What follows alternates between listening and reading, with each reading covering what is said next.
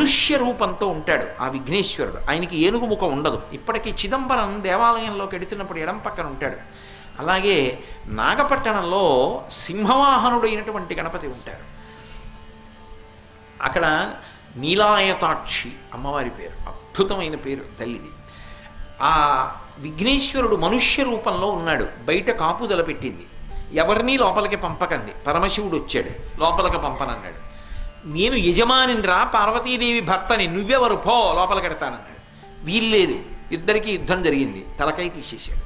ఇప్పుడు నాకు ఓ మాట చెప్పండి, ఈ కథ వినడానికి బాగుంటుంది, కానీ పిల్లలు ఎవరైనా ఏమండి మరి పరమశివుడు అంటే అన్నీ తెలిసినవాడు అంటారు కదా, ఈశాన సర్వ విద్యానాం ఈశ్వర సర్వభూతానాం బ్రహ్మాధిపతి బ్రహ్మణోధిపతి బ్రహ్మా శివో మే అస్తు సదాశివోం అని కదా అంటారు.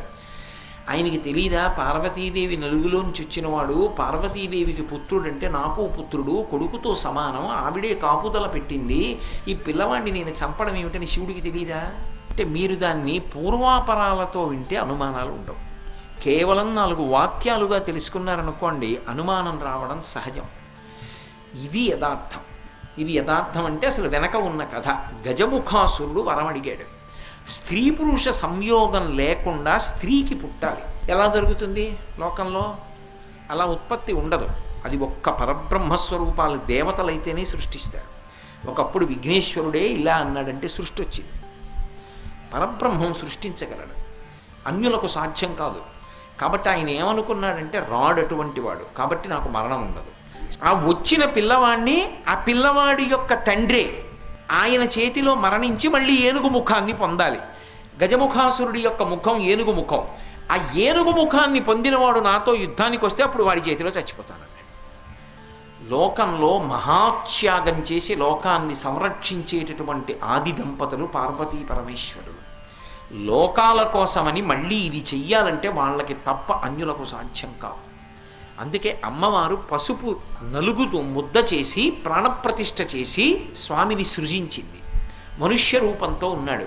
త్రిశూలంతో శివుడు శిరస్సు తీసేశాడు. పైకి లౌకికంగా నేను సృజించినవాడు నువ్వు తండ్రివి కాబట్టి మళ్ళీ బ్రతికించమని అడిగింది.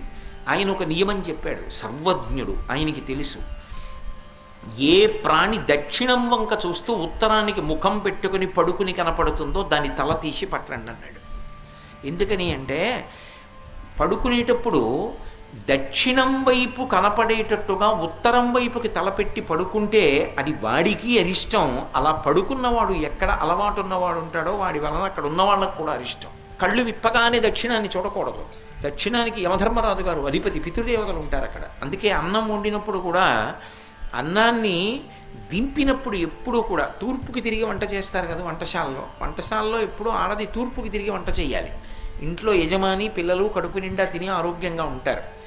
ఆ అన్న పాత్ర దింపినప్పుడు ఎడం వైపుకి దింపాలి తప్ప కుడివైపుకి దింపకూడదు. తన కుడివైపుకి దింపకూడదు. తన కుడివైపుకి దింపింది అనుకోండి, ఇక దాన్ని దేవతలు తినరు. కుడివైపుకి దింపితే దక్షిణం వైపుకి ఎడుతుంది కదా. తూర్పుకి తిరిగి వంట చేస్తూ కుడి చేతి వైపుకి దింపింది అనుకోండి, అది ఏ దిక్కయింది? దక్షిణ దిక్కయింది. దక్షిణం వైపుకి ఏది ఉంచారో దాన్ని వెంటనే పితృదేవతలు చూస్తారు. అది యమస్థానం, దక్షిణ దిక్కు. దాన్ని పితృదేవతలు తింటారు. పితృదేవతలు ముట్టుకున్న దాన్ని ఇంకా దేవతలు ముట్టుకోరు. మీరు మళ్ళీ తీసుకొచ్చి దాన్ని నైవేద్యం పెట్టారనుకోండి, ఇక దేవతలు తీసుకోరు దాన్ని. అందుకే మొదట ఎడం చేతి వైపుకి దింపుతారు.